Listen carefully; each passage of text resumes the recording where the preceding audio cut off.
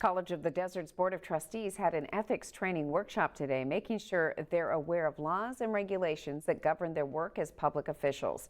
As News Channel 3's Jake Ingracia reports, it comes at a critical time for the college. The trustees were reminded, among other things, of their duty to avoid conflicts of interest, and the ethics training also offering a highly relevant discussion on transparency, which the college has recently fallen under scrutiny for.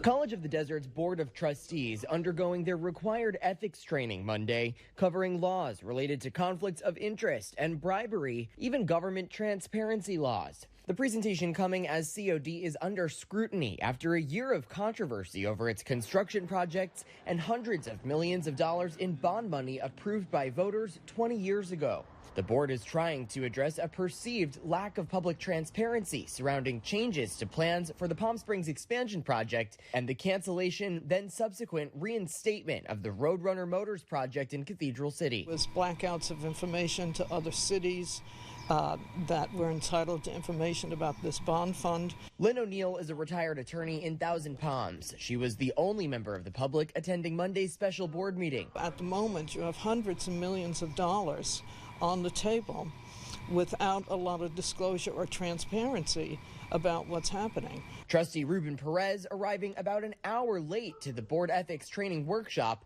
It was revealed late last week the 29-year-old was arrested in February on suspicion of driving under the influence. He confirmed the arrest to News Channel 3, calling it a terrible mistake and apologizing. The incident does not appear to violate the board's code of ethics, though the college values call for professionalism and, quote, high standards of conduct. In January, Trustee Joel Kinnaman filed a complaint asking to formally censure Perez on allegations that he violated board policy and ethics standards during comments he made in a December board meeting.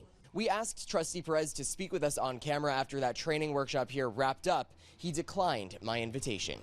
Jake Ingracia, News Channel 3, Palm Desert.